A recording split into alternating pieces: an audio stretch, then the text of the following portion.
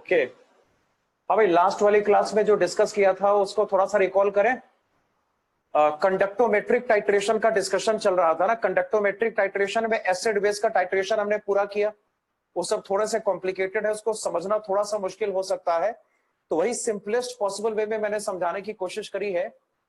हाँ भाई, ग्रोथस मैकेनिज्म ये सब घर पे रिवाइज करा। हाँ भाई, मुझे कोहोस्ट बनाना सर। ग्रोथस मैकेनिज्म रिवाइज किया सबने घर पे जाके।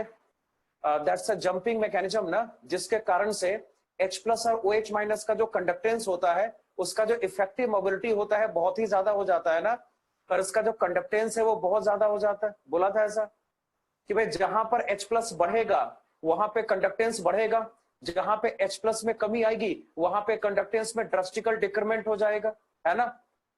OH- के बारे में भी बात हमने करी ना कि सबसे ज्यादा कंडक्टेंस H+ शो करता है, उसके बाद OH-, यही तो पढ़ा था ना।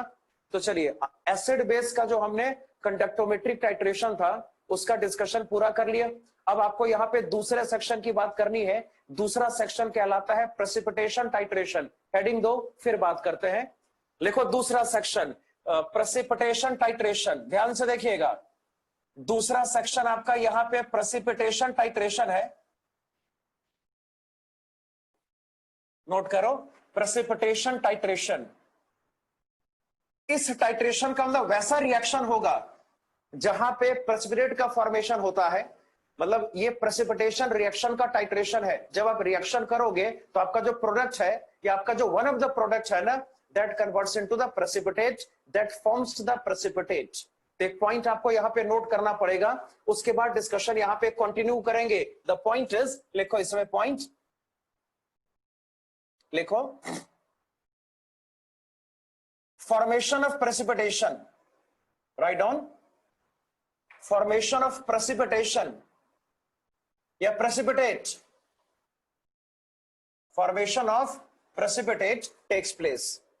precipitate का formation जिस टाइट्रेशन में होता है ना, precipitate का formation जिस टाइट्रेशन में होता है उस टाइट्रेशन को precipitation टाइट्रेशन कहते हैं। इसका एक कॉमन एग्जांपल लेंगे और इसका जो कंडक्टोमेट्रिक टाइट्रेशन का ग्राफ होगा उसको ड्रॉ करने की कोशिश करेंगे। देखते हैं क्या हो सकता है, इसको ध्यान से देखना। देख क्या हो सकता है।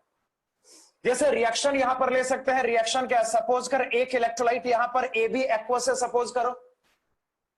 इस AB का रिएक्शन आपको यहां पे CD से करना है। CD आपका यहां पे दूसरा रिएक्टेंट है, CD यहां पर आपका टाइट्रेंट है। ऐसे हमने सोच लिया। चलो ऐसे मानते हैं ना, देख यहां पर A का स्टेट है +1, B का स्टेट है -1, C का स्टेट यहां पे +1 होगा, D का स्टेट यहां पर क्या -1। तो A+ और D- आपस में कंबाइन कर गया और यहाँ पे फॉर्मेशन AD का, ये फॉर्मेशन AD का हो गया। और सपोज करो AD जो है वो सॉल्यूशन में सॉल्युबल नहीं है, यहाँ पर जो AD है that forms the precipitate. AD यहाँ पे प्रेसिपिटेट का फॉर्मेशन करता है, ऐसे हमने सोच लिया। प्लस और बता क्या रिजल्ट आएगा, प्लस और बता। चल भाई C+ और B- तो ठीक है, यहां पे लिखा C+ और B-। पहले तो कंपाउंड CB यहां पे फॉर्म करेंगे, इस तरीके से फॉर्म कर लिया। इट्स द प्रेसिपिटेशन रिएक्शन ना, जो AD है ये यहां पे प्रेसिपिटेट का फॉर्मेशन करता है, जो कि आपको दिखाई दे रहा है। अगर इसके डायग्रामेटिक रिप्रेजेंटेशन की बात करेंगे, डायग्राम इसका अगर प्लॉट करेंगे, कुछ ऐसा करना पड़ेगा। देखो, जैसे मान लो ये आपका टाइट्रेशन का वेसल हो गया, ये टाइट्रेशन वेसल है, टाइट्रेशन फ्लास्क है सपोज करो। इस वाले फ्लास्क में, हाँ जी, इस वाले फ्लास्क में AB का सॉल्यूशन प्रेजेंट है। जो सॉल्यूशन यहां पर है this is composed of AB, और आपको यहां पर AB को CD से टाइट्रेट करना है, तो बाहर से यहां पे CD ऐड करेंगे। सबको देख रहा, जब ऐसा होगा तो ऑब्वियस सी बात है यहां पे बेस पे या कह सकते हैं कि वॉल्स पे AD का प्रेसिपिटेशन होगा रिएक्शन के हिसाब से ना। AD का प्रेसिपिटेशन यहां पर होगा अकॉर्डिंग टू द रिएक्शन। अब सोचिए, अगर यहां पर AD का फॉर्मेशन हो गया तो समझो AD जो है वो रिएक्शन वेसल से बाहर हो गया ना।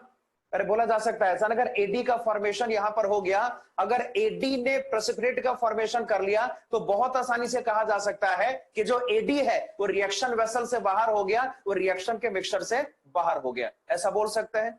अब ध्यान से देखिए इसके बाद मैं क्या कर रहा हूं। अब जैसे मैंने ये सब डिस्कशन पिछली क्लास में करा था ना, उसको थोड़ा सा रिपीट आपको यहां पे करना पड़ेगा। जैसे मैंने बोला था कि भाई ए बी आपका यहां पर एक्सेस में प्रेजेंट होगा ना, और जो सी डी होगा वो लिमिटिंग रिएजेंट हो जाएगा। जो बाहर से ऐड करेंगे वो ऐड होगा और खत्म होता चला जाएगा ना। मतलब सिंपल कहा जा सकता है, जो ए बी होगा वो आपका एक्सेस रिएजेंट होगा, जो सी डी यहां पर होगा आपका लिमिटिंग रिएजेंट हो जाएगा। तो जब तक रिएक्शन पूरा नहीं होता, टाइट्रेशन कंप्लीट होने से पहले आपका जो सी डी होगा वो लिमिटिंग रिएजेंट रहेगा, है ना। उसके बाद जब टाइट्रेशन पूरा हो गया उसके बाद और सीडी पुट करेंगे तो वो अनरिएक्टेड बच जाएगा, उसके कारण से कंडक्टेंस में इंक्रीमेंट होगा। ऐसा कुछ हमने डिस्कस किया था, आप रिकॉल करिए। चलो बाकी बात करेंगे, ध्यान से देख।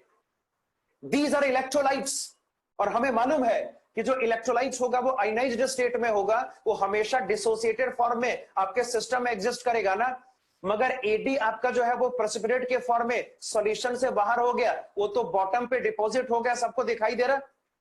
तो अगर यहां पे नेट डिसोसिएशन की बात करेंगे, बोल क्या रिजल्ट आएगा? ऑब्वियस सी बात है, दिस इंप्लाइज दैट, बहुत आसानी से कहा जा सकता है कि आपका जो ए बी होगा वो एग्जिस्ट करेगा ए प्लस और बी माइनस के फॉर्म में ना। और बताइए आपका जो सी डी यहां पर है ये एग्जिस्ट करेगा सी प्लस और डी माइनस के फॉर्म में, ऐसा बहुत आसानी से कहा जा सकता है।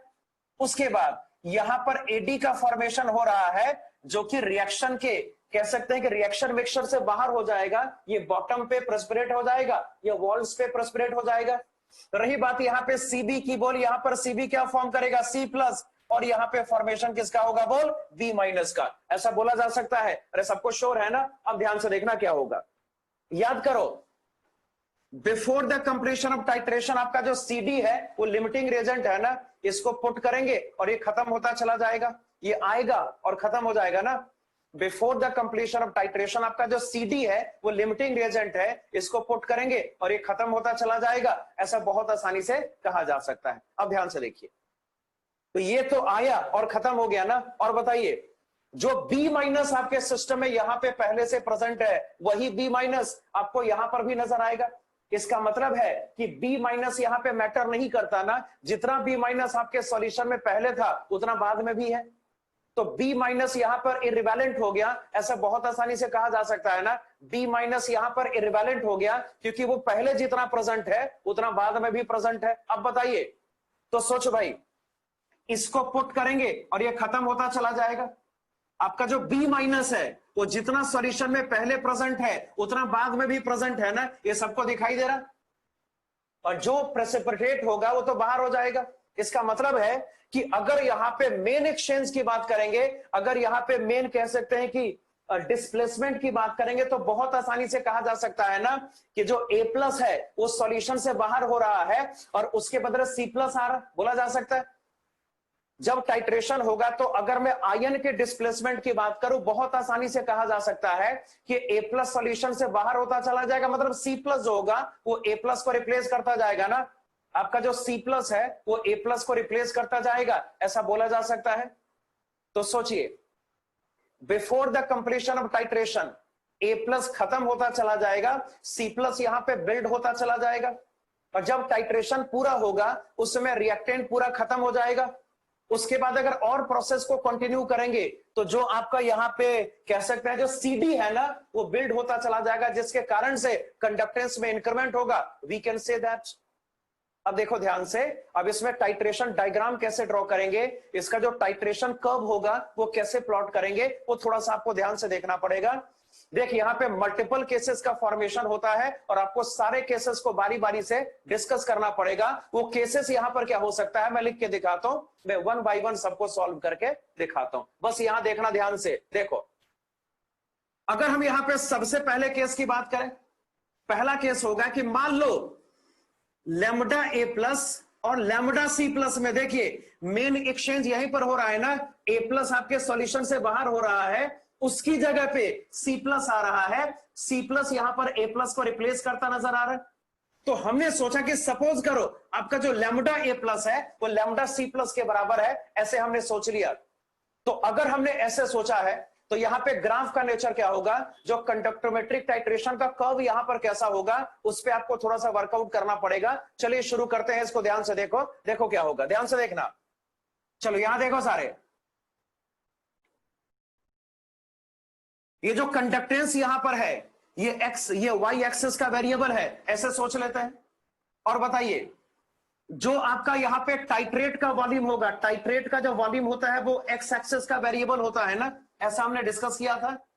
देख, ग्राफ का नेचर ऐसा होगा, ग्राफ यहां पर ऐसे ड्रॉ करेंगे, पहले लाइन यहां पे parallel to the x axis होगा, उसके बाद यहां पर एक शार्प इंक्रीमेंट आपको यहां पे कंडक्टेंस में नजर आएगा। अब इसका प्रॉपर एक्सप्लेनेशन क्या होगा, मैं थोड़ा सा समझाने की कोशिश करता हूं, इसको ध्यान से देखो। देखो क्या हो रहा है, ये बता, अगर A प्लस और C माइनस का आयनिक कंडक्टेंस बराबर है, इसका मतलब है कि A प्लस यहां पर गया, उसके बदले C प्लस आ गया, इसके कारण से कंडक्टेंस को फर्क नहीं पड़ा। मैं लिख के बता, समझे मैं क्या बोल रहा हूं? अगर A प्लस का कंडक्टेंस C प्लस के बराबर है, C प्लस का कंडक्टेंस A प्लस के बराबर है, इसका मतलब है कि अगर A प्लस जाएगा उसके बदले C प्लस आएगा, उस कारण से कंडक्टेंस को फर्क नहीं पड़ेगा ना? यस और नो? अरे फर्क पड़ेगा, नहीं पड़ेगा ना? अरे समझे कि नहीं समझे? ए प्लस यहां पर आया, उसके बदले ए प्लस यहां से गया, उसको रिप्लेस किया सी प्लस से ना, और ए प्लस और सी प्लस का कंडक्टेंस अगर आपस में बराबर है, ये बहुत आसानी से कोई भी कह सकता है कि ना तो कंडक्टेंस में कोई इंक्रीमेंट होगा, ना कंडक्टेंस में कोई डिक्रीमेंट होगा, बोला जा सकता है ऐसा ना? अब देख, मान लो इस वाले पॉइंट पे टाइट्रेशन कंप्लीट हो गया, this is called the equivalence point. इसको बोलते हैं क्या, याद कर, this is called the equivalence point. तो इस वाले पॉइंट पे टाइट्रेशन कंप्लीट हो गया, this is called the equivalence point. चल, यहां पे रिएक्शन पूरा हो गया, उसके बाद अगर वेसल में और सीडी पुट करेंगे तो सोचना, अगर वेसल में और सीडी पुट करेंगे दैट विल बी अनरिएक्टेड, तो वेसल में C प्लस बिल्ड होता चला जाएगा, वेसल में D माइनस बिल्ड होता चला जाएगा। अगर कहीं पर आयंस का बिल्डअप होता है तो कंडक्टेंस में इंक्रीमेंट होगा, ऐसा बहुत आसानी से कहा जा सकता है ना? तो उस पर्टिकुलर केस में जहां पर A प्लस और C प्लस का लैम्डा आपस में बराबर है, तो ग्राफ का नेचर ऐसा होगा। और अब ये फाइनल हो गया। अब ये समझे क्या किया मैंने? बता, लाइन पैरेलल कैसे कर दिया? बोलिए, लाइन पैरेलल कैसे हो गया? एक्सप्लेनेशन बताओ इसका, ये लाइन पैरेलल कैसे हो गया? Give me the explanation.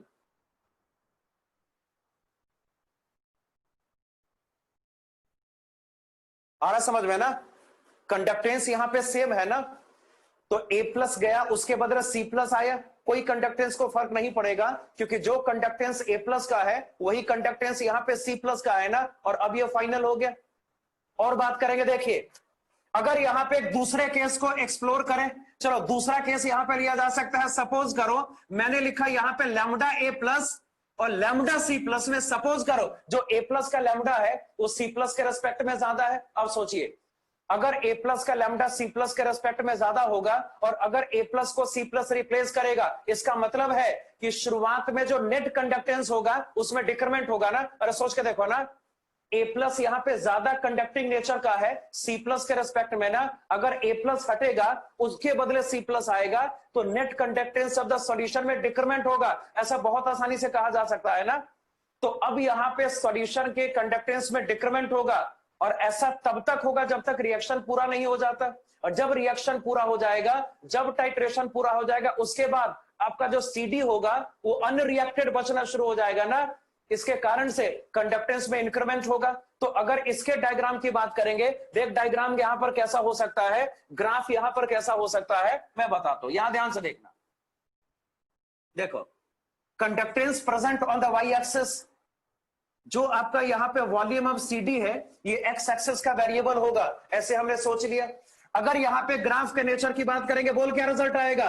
Conductance यहां पे पहले डिक्रीज करेगा ना, और जब इक्विवेलेंस पॉइंट आएगा, मतलब जब रिएक्शन कंप्लीट हो जाएगा, अगर उसके बाद भी हमने CD को पुट करना जारी रखा, अगर CD को कंटिन्यूली हमने सॉल्यूशन में ऐड करना जारी रखा, तो ऑब्वियस सी बात है आपका जो कंडक्टेंस होगा वो राइज करेगा। और अब ये फाइनल हो गया, and this is our equivalence point. तो बहुत आसानी से कहा जा सकता है this is our equivalence point. ये आपका दूसरा केस है। एक काम करते हैं, तीसरा केस यही प्लॉट कर ले। देख, तीसरा केस यही प्लॉट कर लेते हैं, उसके बाद एक साथ नोट कर लेना। देख, बड़ा सिंपल, यहां ध्यान दो सारे। ये जो तीसरा केस होगा वो दूसरे केस का रिवर्स होगा। ये जो तीसरा केस यहां पर है वो दूसरे केस का रिवर्स होगा। ग्राफ का नेचर यहां पर कैसा होगा, हम इसका डिस्कशन करेंगे। बहुत आसान है, मेरे ख्याल से आपको एक बार में समझ में आ जाएगा। बस यहां देखो, मान लो लैम्डा ए प्लस और लैम्डा सी प्लस में अगर कंपैरिजन करते हैं, और इस बार हमने माना है कि सी प्लस का जो लैम्डा वैल्यू है वो ए प्लस के रेस्पेक्ट में ज्यादा है, कोई बता सकता है, कोई लिख के बता सकता है कि ग्राफ का नेचर क्या होगा? एनीबॉडी बता, before the completion of titration conductance बढ़ेगा कि कम होगा? मुझे इसका जवाब चाहिए, बता तो। टाइट्रेशन कंप्लीट होने से पहले कंडक्टेंस बढ़ेगा कि कम होगा? बढ़ेगा ना, ऑब्वियस सी बात है। देख, ए प्लस का कंडक्टेंस यहाँ पे सी प्लस के रेस्पेक्ट में लेस है ना, और यहाँ पे सब कुछ आपको दिख रहा है कि ए प्लस को सी प्लस रिप्लेस कर रहा है। तो सोचना क्या लगता है भाई, लेस कंडक्टर को, वीकर कंडक्टर को स्ट्रॉन्गर कंडक्टर रिप्लेस कर रहा है। इसका मतलब है कि शुरुआत में भी कंडक्टेंस में इंक्रीमेंट होगा, बोला जा सकता है ना। और जब टाइट्रेशन पूरा होगा उसके बाद अगर और सीडी ऐड करेंगे, अगर और सीडी आपको ऐड करने का मन है, वो सबका सब अनरिएक्टेड बच जाएगा, और सी प्लस और डी माइनस के प्रेजेंस के कारण से कंडक्टेंस में शार्प इंक्रीमेंट होगा। मतलब ऐसा देखिए, अगर हम यहाँ पे ग्राफ को ड्रॉ करने की कोशिश करते हैं, मामला बड़ा सिंपल सा है। Conductance present on the y axis, जो आपका यहाँ पे सीडी का वॉल्यूम होगा, ये एक्स एक्सिस का वेरिएबल है। ग्राफ यहाँ पर ऐसे ऊपर जाएगा, और ये मान लीजिए आपका इक्विवेलेंस पॉइंट हो गया। उसके बाद यहाँ पे कंडक्टेंस में शार्प इंक्रीमेंट होगा, and this is completed, this is our equivalence point, है ना। तो ये एग्जाम में आ चुका है ना, इससे रिलेटेड क्वेश्चन एग्जाम में आ चुका है, तो इसका थोड़ा सा आपको ध्यान रखना पड़ेगा। तो मैंने सारे केस आपको समझा दिए कि अगर कंडक्टेंस बराबर होगा तो क्या करेंगे। अगर लैम्डा ए प्लस और लैम्डा सी प्लस बराबर होगा तो ग्राफ का नेचर ये होगा। एक्सप्लेनेशन इसका डिस्कस हो गया। अगर ये कंडीशन होगा तो ग्राफ ऐसे प्लॉट करेंगे, और ये कंडीशन होगा तो ग्राफ ऐसे प्लॉट करेंगे। क्लियर ना? इसको जल्दी नोट करना है, फिर बाकी डिस्कशन कंटिन्यू करते हैं। चलिए नोट करिए इसको। स्लोप किसकी ज्यादा होगी? स्लोप से मतलब यहां पे नहीं है, हम यहाँ पे क्वांटिटेटिव डिस्कशन बिल्कुल नहीं कर रहे हैं, हम क्वालिटेटिव डिस्कशन कर रहे हैं ना। वैसे स्लोप किसका ज्यादा? इसी का ज्यादा होगा ना। देख, ये दो आयन की वजह से आया। देख, सी प्लस और डी माइनस दो आयन है ना, वो मिलके ज्यादा कंडक्टेंस क्रिएट करेंगे, तो इसका स्लोप हमेशा ज्यादा होगा, इसका स्लोप हमेशा ज्यादा होगा। क्लियर ना? चलो इसको जल्दी नोट करके कंप्लीट करो। अभिषेक, तुम चलती क्लास में क्या कर रहे हो? अभिषेक वर्मा A5 मोबाइल उठा रहे हो, फिर इधर उधर जा रहे हो, हैं? नक्षत्र 1459 SIP, अपना वीडियो सही करो जल्दी। नक्षत्र 1459 SIP batch.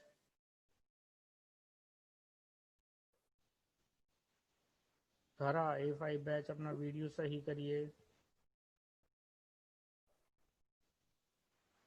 Janvi Rawat A5 batch. Rohit Chaurasia S18 batch, अपना वीडियो सही करो। तरुण नाथानी, आप भी अपना वीडियो सही करो। बेटा वीडियो सही रखने में कोई दिक्कत है क्या? नोट हो जाए तो बता देना। अर्चित सिंह, अपना वीडियो सही करो। प्रणय SIP 1230 वीडियो सही करो अपना। विनायक राज शर्मा, अपना वीडियो सही करो।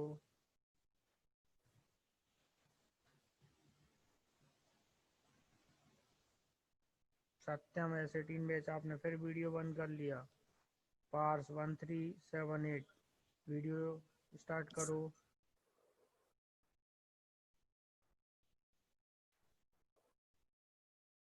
बेटा ये वीडियो की लोकेशन सही रखो। अविनाश पांडे, हो गया अभिनव ना? उपाध्याय। थोड़ा सा स्टेटमेंट इसके नीचे स्टेटमेंट्स नोट कर लो, कुछ लाइन नोट कर लो ताकि आपको चीजें याद रहे, है ना। एक दो लाइन इसके नीचे नोट कर लो, ठीक है ना। तो लिखो, इसमें एक ही लाइन आपको नोट करना है, राइट डाउन लिखिएगा।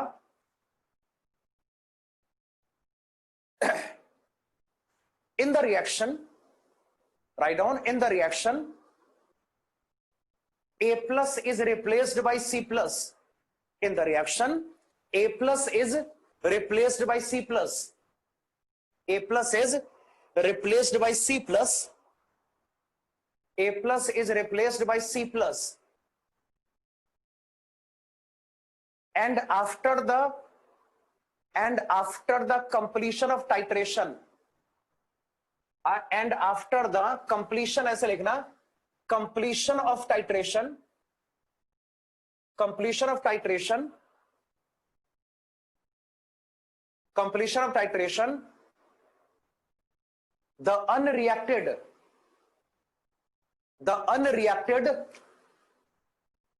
C plus and D minus ions, the unreacted C plus and D minus ions, the unreacted C plus and D minus ions increases the conductance sharply, increases the conductance sharply, increases the conductance sharply, है ना। तो ये हो गया आपका, that is the conductometric titrations. तो हमें इसके न्यूमेरिकल्स बिल्कुल नहीं करने हैं, हमें खाली ग्राफिकल डिस्कशन करना है। ये एडवांस में पूछा जाता है और इसको हमने फिनिश कर लिया। क्लियर ना। अब चलिए थोड़ा बहुत और टॉपिक बचा हुआ है, उसको करेंगे तो आराम से आपका चैप्टर आज ही खत्म हो जाएगा। चलिए टॉपिक में अब क्या क्या बचा, मैं एक छोटा सा आपको मैं हिंट दे दूं। देखो, एक तो कमर्शियल सेल्स का डिस्कशन आपको करना है। कमर्शियल सेल्स के बारे में पहले से सुना होगा ना, जैसे ड्राई सेल हो गया, लेड स्टोरेज सेल हो गया, और या फ्यूल सेल हो गया। तो सबसे पहले अब इसके बाद अब कमर्शियल सेल्स का डिस्कशन करेंगे, उसके बाद कोरोजन का डिस्कशन आपको करना होगा, और सबसे लास्ट में एक सीरीज का डिस्कशन करेंगे जिसको इलेक्ट्रोकेमिकल सीरीज कहा जाता है। इतना डिस्कशन करके चैप्टर को फिनिश हम कर लेंगे, है ना। उसके बाद 2-3 क्वेश्चन इस सीआरक्यू में बचा हुआ है, वो सभी आसानी से हो जाएगा। मतलब आज इस चैप्टर को हमें फिनिश करना है। तो चलिए शुरू करते हैं। अगला टॉपिक स्टार्ट करिए। हेडिंग दो लिखो, सम कमर्शियल सेल्स। हेडिंग दो, सम कमर्शियल सेल्स।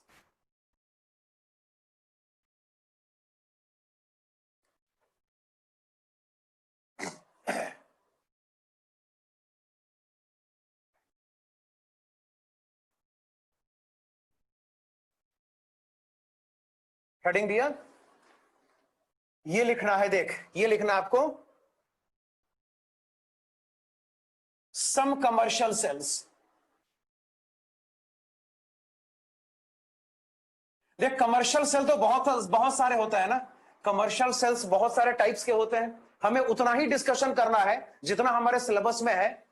तो अगर मैं सिलेबस की बात करूं ना, तो आपको 3 टाइप के सेल का डिस्कशन करना होता है। सबसे पहला सेल होगा ड्राई सेल, दूसरा सेल यहां पर होगा जिसको कहा जाता है लेड स्टोरेज सेल, और तीसरे सेल को बोलते हैं फ्यूल सेल। टोटल 3 सेल का डिस्कशन आपको यहां पे करना है। और मैं आपको बताऊं, ये कह सकते हैं कि ये बोर्ड लेवल में ज्यादा इंपॉर्टेंट हो सकता है। बोर्ड का क्वेश्चन आ सकता है ना, जैसे बोर्ड में क्वेश्चन आ सकता है कि एक्सप्लेन द ड्राई सेल, ऐसा क्वेश्चन आ सकता है।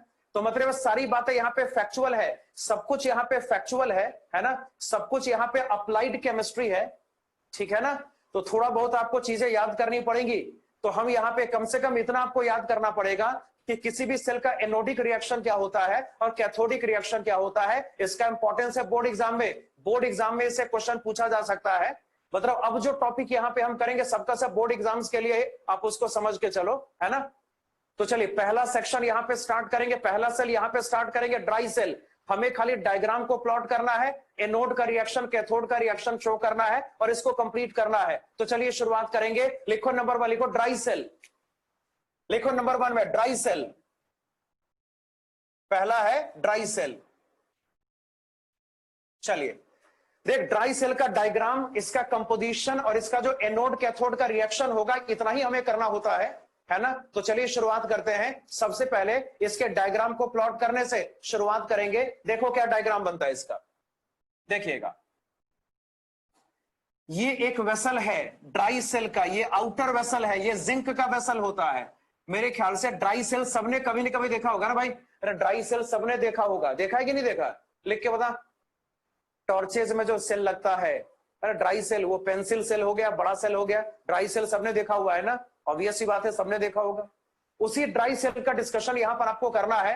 तो हम यहाँ पे डायग्राम की बात करेंगे, हम यहाँ पे डायग्राम का डिस्कशन करेंगे, इसके कंपोजिशन का डिस्कशन करेंगे, और जो इसका इलेक्ट्रोड रिएक्शन होगा उसकी बात करके इसको फिनिश करेंगे। बड़ा सिंपल है, एक बार में आपको क्लियर हो जाएगा, और ये क्लियर करना ही पड़ेगा। सारी बातें फैक्चुअल है, अब इसमें कोई लॉजिक नहीं है ना, इसमें कोई लॉजिक नहीं। ड्राई सेल ऐसा ही होता है, मतलब जैसा ड्राई सेल होता है वो होता है, उसको आपको याद करना पड़ेगा, है ना। उसमें हम अपना दिमाग नहीं लगा सकते। तो चलिए शुरू करते हैं, ध्यान से देखिए। ये जिंक वेसल है, जिंक वेसल यहां पर आपका ड्राई सेल का जो वेसल होता है वो जिंक का बना होता है। और आप आगे देखेंगे कि यहाँ पे जो आउटर वेसल है वही एनोड है। जिंक वेसल यहाँ पे एनोड की तरह एक्ट करता है, वो सारी बात हम करेंगे। सबसे पहले कंपोजिशन को कंप्लीट कर लेते हैं। देखिए ये जो वेसल यहां पर होगा, this is composed of zinc, vessel यहां पे जिंक से कंपोज्ड है, ऐसा कुछ। और यहां पर क्या, ये कार्बन ग्रेफाइट के फॉर्म है, कार्बन यहां पे ग्रेफाइट के फॉर्म में है ना। ड्राई सेल में जो ये रॉड है वो कार्बन का है, ग्रेफाइट का। किसका रॉड है? ग्रेफाइट का। और अगर इसके कंपोजिशन की बात करेंगे, यहां पे सेल मटेरियल की अगर बात करें, इसको थोड़ा सा याद करना पड़ेगा आपको, मैं बताता हूं देख क्या क्या करना पड़ेगा। यहां ध्यान देना सारे, इसमें भरा होता है, देखिए इसमें भरा होता है MnO2 यानी मैग्नीज डाइऑक्साइड। क्या भरा होगा? Manganese dioxide. प्लस यहां पर आता है अमोनियम क्लोराइड, इसमें अमोनियम क्लोराइड होता है। प्लस यहां पे कार्बन ब्लैक प्रेजेंट होता है, carbon black is a type of carbon, है ना। MnO2 इसको याद करना पड़ेगा, MnO2 NH4Cl और कार्बन ब्लैक ये आपके सेल के अंदर भरा होता है। ये जो जिंक रॉड यहां पर है ये एनोड है, और जो ग्रेफाइट रॉड यहां पर है वो कैथोड है। आपको शायद याद होगा, अब ये कौन सा सेल है बता तो? अरे कौन सा सेल है ये गैल्वेनिक सेल है ना, इलेक्ट्रोकेमिकल सेल का पहला टाइप है ये, है ना। तो याद करें, एनोड का चार्ज होगा माइनस, कैथोड का चार्ज क्या होगा? प्लस ना। अरे सबको याद है? तो ध्यान से देखो मैं क्या कर रहा हूं, इसको यहां ध्यान से देखो। तो याद रखो, जो आउटर वेसल यहां पे जिंक का वेसल है ना, ये एनोड होता है, और ग्रेफाइट जो साइट है ना, ये जो ग्रेफाइट है, इस पे रिडक्शन पॉसिबल होता है, आपका कैथोड होता है। तो मेरे कराओ देख, ये जो जिंक का वेसल यहां पर है दैट इज आवर एनोड, ये जो जिंक का वेसल यहां पे है दैट इज आवर एनोड, और जो कार्बन ग्रेफाइट यहां पर है, जो ग्रेफाइट का रॉड हमने यहां पे अटैच किया हुआ है that is our cathode. Clear ना? अब आपको खाली रिएक्शंस का ध्यान रखना है। तो चलिए शुरू करते हैं, देखो क्या होगा। अगर बात करेंगे एट एनोड, अगर एनोडिक रिएक्शन की बात करेंगे, इसका आइडिया सबको है कि भाई एनोड पे ऑक्सीडेशन होता है ना, सबको इसका आइडिया है। एनोड पे क्या पॉसिबल होगा? ऑक्सीडेशन। और आपको याद होगा जिंक एक बहुत एक्टिव मेटल है ना, एक एक्टिव मेटल है जिंक, सबको मालूम है ना। तो जिस मेटल से आपका आउटर कोर बना हुआ है वही आपका एनोड है। एनोड पर जिंक का ऑक्सीडेशन होगा, मेरे कहने का मतलब इतना है। तो अगर मैं एनोडिक रिएक्शन की बात करूंगा, मैटर बड़ा सिंपल सा है, जिंक यहां पे कन्वर्ट होगा किसमें? Zn2+ में, और ऐसा 2 इलेक्ट्रॉन के लॉस के कारण से होगा, ये एनोडिक रिएक्शन हो गया। अब जरा बात करेंगे कैथोड की, आपको शायद याद होगा cathode the site of reduction. अरे सबको याद है ना, कैथोड जो होगा वो साइट ऑफ रिडक्शन होता है। तो अगर बात करते हैं एट कैथोड, बिल्कुल ध्यान से आपको देखना है, अगर बात यहां पे करेंगे एट कैथोड, इसका रिएक्शन थोड़ा सा आपको याद करना पड़ेगा। देखो रिएक्शन यहां पर क्या होता है, सब यहां ध्यान देना। देखो MnO2 का रिडक्शन होगा, रिएक्शन पूरा ऐसा, MnO2 प्लस यहां पर क्या, तो NH4+। का मतलब अमोनियम क्लोराइड का जो कैटाइन होगा दैट इज NH4+। मतलब आपके वेसल में NH4+ पहले से प्रेजेंट है ही। ये एक इलेक्ट्रॉन को गेन करेगा, रिडक्शन का मतलब क्या? Gain of electron.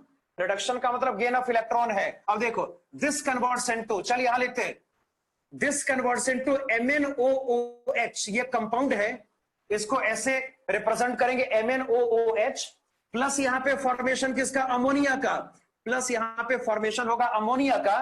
चलो यहां पे चेक करते हैं रिडक्शन किसका पॉसिबल हो रहा है। रिडक्शन को अगर आइडेंटिफाई करना है तो ऑक्सीडेशन स्टेट को फाइंड करना पड़ेगा ना। सोच के देखो, अगर बात MnO2 की करेंगे, बोल Mn का ऑक्सीडेशन स्टेट यहां पर कितना होगा? बोल +4।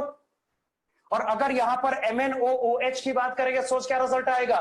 OH का मतलब OH-, ऑक्सीजन का ऑक्सीडेशन स्टेट -2 होता है ना। तो बहुत आसानी से कहा जा सकता है कि जो Mn का ऑक्सीडेशन स्टेट होगा दैट मस्ट बी +3। क्लियर ना?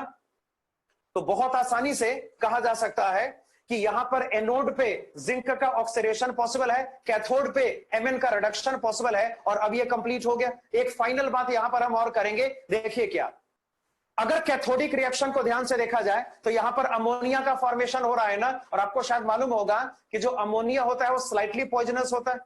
पॉइजनस ना भी हो तो उसका जो स्मेल है बहुत इरिटेटिंग होता है, सबको मालूम है ना। या पॉइजनस, उसको पॉइजनस गैस में शामिल करा गया, अमोनिया पॉइजनस है। तो सोचिए अगर सेल रिएक्शन पॉसिबल होगा और अमोनिया गैस अगर सेल से बाहर निकलने लगेगा तो ऑब्वियस सी बात है वो डेंजरस है। अमोनिया पॉइजनस है ना, थोड़ा सा पॉइजनस जरूर है, दैट इज डेंजरस। तो इस अमोनिया को डिस्पोज कैसे कर सकते हैं? इस अमोनिया का डिस्पोजल कैसे होगा, उस रिएक्शन को यहां पे बिल्कुल नहीं भूलना है। देखो क्या होता है, पूरा मामला क्या होगा, अब ध्यान से देखिएगा। देख क्या होता है, आपके आउटर वेसल में Zn2+ का फॉर्मेशन यहां पर हो चुका है, सबको दिखाई दे रहा है। आप पढ़ेंगे कोऑर्डिनेशन कंपाउंड्स में, एक टॉपिक आएगा कोऑर्डिनेशन कंपाउंड, आप वहां पे पढ़ेंगे कि Zn2+ अमोनिया के साथ हमेशा कॉम्प्लेक्स का फॉर्मेशन करता है। क्या करता है, Zn2+ हमेशा अमोनिया के साथ कॉम्प्लेक्स का फॉर्मेशन करता है। देखो रिएक्शन क्या होगा, ये जो Zn2+ है ना, ये बहुत आसानी से 4 अमोनिया से कंबाइन हो जाता है। जब ऐसा होगा तो फॉर्मेशन यहां पर होगा Zn अमोनिया, ऐसे Zn अमोनिया 4 टाइम्स, और जो नेट चार्ज यहां पर होगा दैट मस्ट बी 2+। देख रहा सबको ना, तो ये जो कॉम्प्लेक्स है वो हार्मलेस होता है, ये कॉम्प्लेक्स सॉलिड स्टेट में होता है, तो ऑब्वियस सी बात है इस कारण से आपका जो ड्राई सेल है वो सेफ हो जाता है। तो सब कुछ यहाँ पे फैक्चुअल है। हाँ भाई, सब कुछ यहाँ पे फैक्चुअल है, यहाँ पे कुछ भी क्वेश्चन हम राइज नहीं कर सकते। ड्राई सेल ऐसे ही डिजाइन करा गया है तो करा गया है, ठीक है ना। तो आपको सिंपल इसका डायग्राम याद रखना है, कंपोजिशन आपको याद रखना है, और जो एनोड कैथोड का रिएक्शन है उसको भी याद रखना है। क्लियर ना, इसको जल्दी नोट करिए। उसके बाद यहां पर अगले सेल की बात करेंगे, लेड स्टोरेज सेल। तो चलिए इसको नोट करके जल्दी कंप्लीट करिए।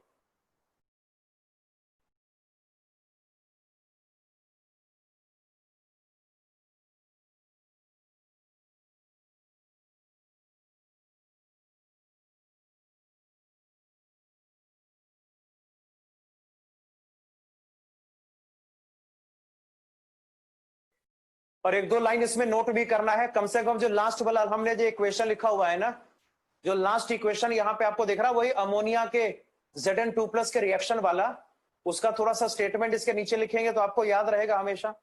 पहले इसको कंप्लीट करो, फिर मैं स्टेटमेंट लिखाता हूं।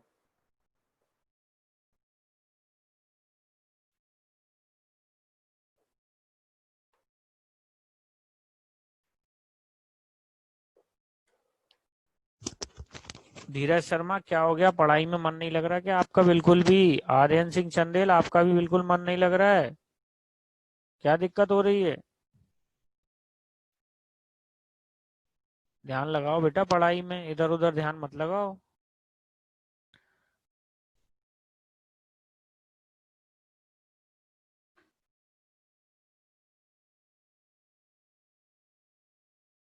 Okay, noted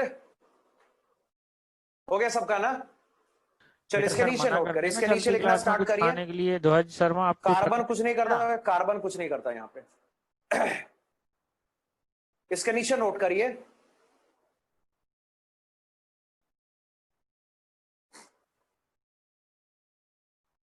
the ammonia gas NH3 gaseous, the NH3 gaseous,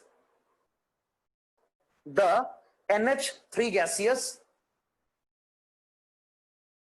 NH3 gaseous forms complex, forms complex, forms complex with Zn2+ ion, forms complex with Zn2+ ion, forms complex with Zn2+ ion,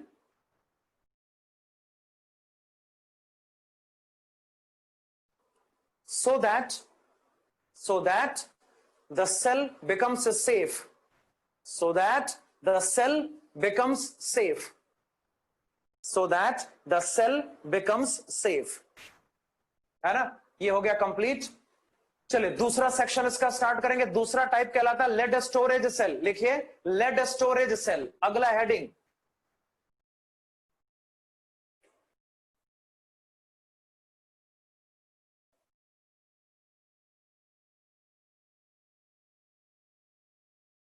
चलो heading दो, अगला section, अगला heading दो, lead storage cell, lead storage cell. ये बहुत important cell है ना। इसका बड़ा कह सकते हैं बहुत वास्ट यूज है, खासकर ऑटोमोबाइल सेक्टर में, है ना। ऑटोमोबाइल सेक्टर में इसका बहुत ज्यादा वास्ट यूज है ना भाई। जितनी सारी गाड़ियां होती है, 4 व्हीलर हो गया, 2 व्हीलर हो गया, सब में यही सेल लगा होता है। तो ये हाईली इंपॉर्टेंट सेल है। तो चलिए इसकी बात करते हैं। यहां पर भी वही पूरा आपका कॉन्सेप्ट रहेगा, पूरा कॉन्सेप्ट यहां पे वही रहेगा कि सबसे पहले आपको इसका डायग्राम प्लॉट करना है। उसके बाद यहाँ पे कंपोजिशन की बात करेंगे, एनोड का रिएक्शन डिस्कस करेंगे, कैथोड का रिएक्शन डिस्कस करेंगे और आगे प्रोसीड करेंगे। थोड़ा मैथमेटिक्स आपको यहाँ पे सीखना पड़ेगा, कुछ मैथमेटिकल बातें यहाँ पे हम करेंगे, वो करेंगे ग्रेजुअली करेंगे। पहले डायग्राम इसका प्लॉट कर लेते हैं, सीधा डायग्राम देखो, डायग्राम कैसा आता है। ये जो लेड स्टोरेज सेल है वो ऐसा नजर आता है, देखिए ये आपका यहाँ पे वेसल हो गया, ये सेल का वेसल है, ये आपके सेल का वेसल है। अब ध्यान से देखिए, इस वेसल में दो रॉड आपको ऐसे डिप करना है। एक रॉड यहां पर होगा लेड का, दूसरा लेड ऑक्साइड का। मैं ड्रॉ करके दिखाता हूं, ये पहला रॉड और ये दूसरा रॉड। ध्यान से देखना, ये जो रॉड यहां पर है this is composed of lead, ये लेड से कंपोज्ड है। और जो दूसरा रॉड यहां पर होगा वो लेड ऑक्साइड से, PbO2 से कंपोज्ड है। This is composed of PbO2। वही बात, यहां से वायर बाहर जाएगा, यहां से वायर बाहर जाएगा और वो एपरेटस से कनेक्ट हो जाएगा, जिसको हमें चलाना है उस एपरेटस से कनेक्ट हो जाएगा। जो इलेक्ट्रोलाइटिक सॉल्यूशन यहां पे पुट करेंगे, this solution is basically H2SO4। ये जो सॉल्यूशन आएगा ना, ये सॉल्यूशन यहां पर H2SO4 का होगा। ये कंसंट्रेटेड H2SO4 होता है, ये 40% मास बाय वॉल्यूम H2SO4 होता है। मैं दिखाता हूं, यहां देखो सारे, ये जो इलेक्ट्रोलाइटिक सॉल्यूशन यहां पर आपको दिख रहा है, this is composed of H2SO4, this is composed of H2SO4 और ये होता है 40%, ये होगा 40% mass by volume. This corresponds to 40% mass by volume. Clear? अब बताइए, अगर H2SO4 यहां पे प्रेजेंट है, इसका मतलब है ये तो आयनाइज होगा ना भाई, ये तो आयनाइज होगा। फॉर्मेशन यहां पर होगा H+ का, फॉर्मेशन यहां पर होगा SO4 2- का। तो बहुत आसानी से कहा जा सकता है कि हमारे इस इलेक्ट्रोलाइटिक सॉल्यूशन में H+ प्रेजेंट होगा और यहां पे क्या प्रेजेंट होगा, बोल, SO4 2- प्रेजेंट होगा। बोलेंगे ऐसा? तो मतलब यहां पे सिंपल है, देखिए एक रॉड यहां पे लेड का, दूसरा रॉड यहां पे लेड ऑक्साइड का PbO2 का है। तो जो इलेक्ट्रोलाइटिक सॉल्यूशन आपको यहां पे दिख रहा है वो H2SO4 का एक्वस सॉल्यूशन है, जिसमें H2SO4 का परसेंटेज मास बाय वॉल्यूम 40% है। और जब हमारे पास H2SO4 होगा, दैट्स अ स्ट्रॉन्ग एसिड, उसमें कंप्लीट डिसोसिएशन होगा, फॉर्मेशन होगा H+ का, फॉर्मेशन होगा SO4 2- का, जो कि यहां पे हमने ब्रैकेट में डिनोट किया हुआ है। अब देखिए होता क्या है, ये साइड लेड वाला साइड होगा, उस पे चार्ज है नेगेटिव, मतलब एनोड है। ये क्या है भाई, ये एनोड हो गया।